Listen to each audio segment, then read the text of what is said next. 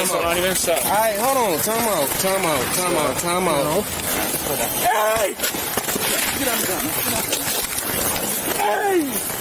Welcome to Audit Archive, where we run you through some of the most questionable and rather atrocious police encounters. Today, we're looking at a case where a police officer punched an innocent man almost 15 times for no reason and later paid the price for it. On September 4th, 2022, two officers from the Michigan State Police were out on patrol duty when they noticed that a male subject was walking on the roadway instead of the sidewalk.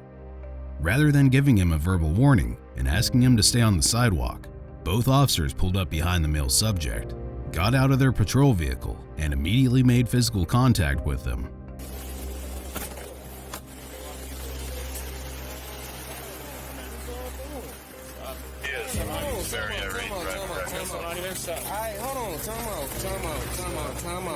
As expected, the male subject, 28-year-old Michael D. Wilson, was startled and confused when both officers started to employ physical force without any warnings and grabbed him by his arms to pull him towards the patrol vehicle.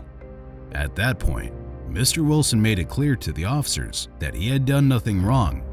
I ain't even doing nothing. I'm not even doing nothing. Then, Mr. Wilson also asked them if their body cameras were turned on, which implied that he already knew these cops were up to no good. Y'all got our cameras on? Yep. As Mr. Wilson continued to question the officers as to what was going on, he was told to place his hands behind his back in order to place him in handcuffs. Please don't put your hands behind your back. Come on, put your hands behind your back.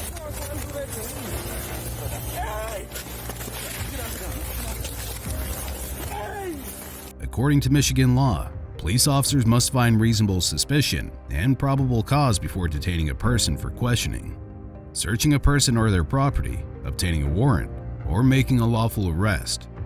For context, reasonable suspicion is when officers have a reasonable presumption that a crime has been or will be committed, while probable cause refers to when there is hard evidence or enough facts that a crime is being, has been, or will be committed. Therefore, it becomes pretty clear that both of these officers were unlawfully detaining Mr. Wilson. As this went on, one of the officers, namely Trooper Paul Arrowwood, violently slammed Mr. Wilson to the ground and ordered him to roll over with his hands behind his back while physically trying to secure Mr. Wilson's arms. In response, Mr. Wilson could be clearly heard, telling the officers that he could place his hands behind his back by himself. I can get my hands behind my back, bro. I can get my hands behind my back. Why is all what my hold on, time out. Stop. However, despite Mr. Wilson's verbal agreement to comply with the officers, Trooper Arrowwood decided to punch Mr. Wilson in the face multiple times while ordering him to roll over. The body camera footage proves that Mr. Wilson was not resisting, but rather trying to roll over by himself without the officer's unnecessary physical force.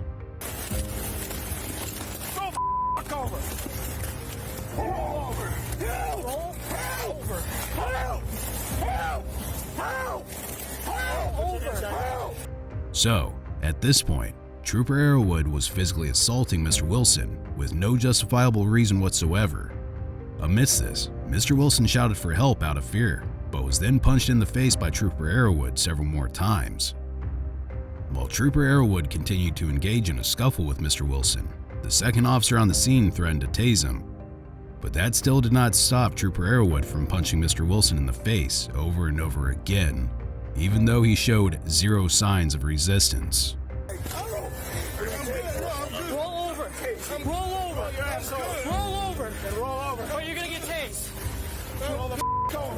And to make matters far worse, Trooper Arrowwood then delivered several knee blows to Mr. Wilson's face.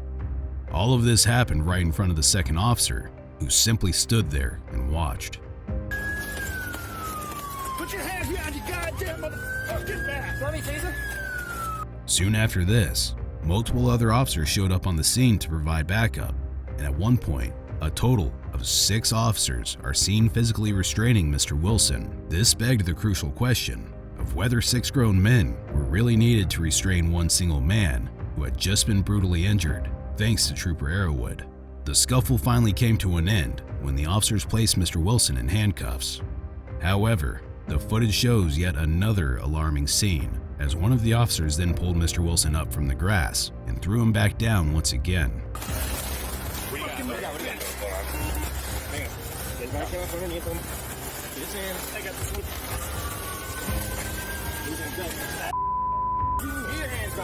Right now, get your hands back.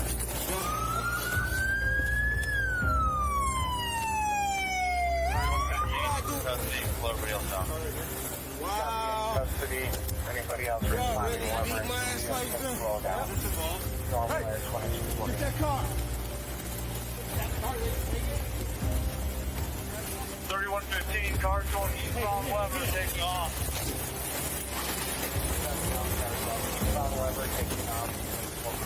But the unnecessary force and tyranny did not end there. Shortly after, Trooper Arrowwood can be seen pulling Mr. Wilson up from his collar and pushing him towards the patrol vehicle. To make matters worse again, Trooper Arrowwood then grabbed Mr. Wilson by his neck and continued to hold it that way while he searched Mr. Wilson for any weapons or illegal substances. Amidst this horrific situation, Mr. Wilson told Trooper Arrowwood that he'd be suing him, to which Trooper Arrowwood, with a grin on his face, replied, "Sue me then." What good? I swear to God, I'm suing your bitch ass.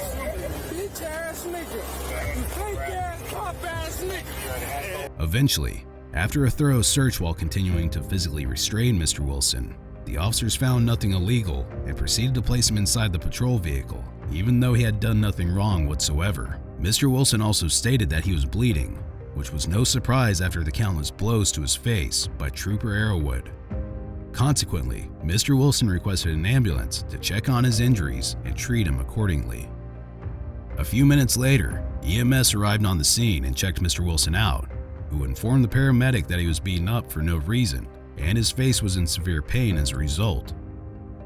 Ironically, the paramedic did a tremendous job de-escalating the situation, something which the officers should have done from the get-go since they're specially trained for it.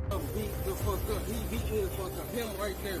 But they rather chose to physically assault an innocent man who had done nothing unlawful. Mr. Wilson was treated on the scene and then transported to the police office, where he was initially charged with assault and resisting police. In the incident report, written by Trooper Arrowwood, the phrase active resistance is quoted a whopping 10 times, which is rather outrageous considering that the body cam footage made it pretty clear that Mr. Wilson did not resist to such an extent that would justify the level of force used by Trooper Arrowwood. In addition to this, Trooper Arrowwood wrote that he took Mr. Wilson to the ground because Mr. Wilson was ignoring his verbal commands and he wasn't sure if Mr. Wilson was armed or not.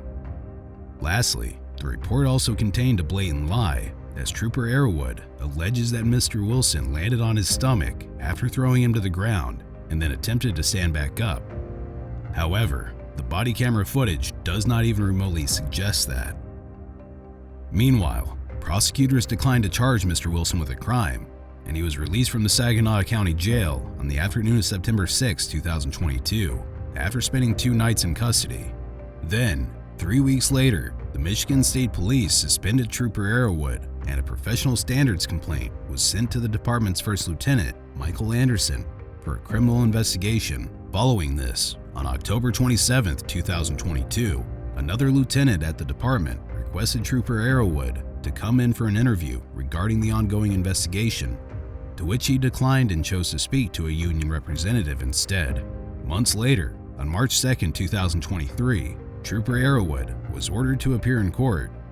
During his arraignment in Saginaw County District Court, Trooper Arrowwood was charged with 1 count of common law offense or misconduct in office, a felony that carries a maximum penalty of 5 years in prison and a $10,000 fine, as well as 1 count of assault and battery, a misdemeanor that can result in up to 93 days in jail and a $500 fine. Trooper Arrowwood is currently free on a $7,500 personal recognizance bond and is to remain on unpaid suspension from the Michigan State Police until his case is resolved. His case was scheduled for a preliminary examination on March 21, 2023, and is still under investigation as of the date of this recording. Be sure to check out our previous video, where we cover another outrageous police encounter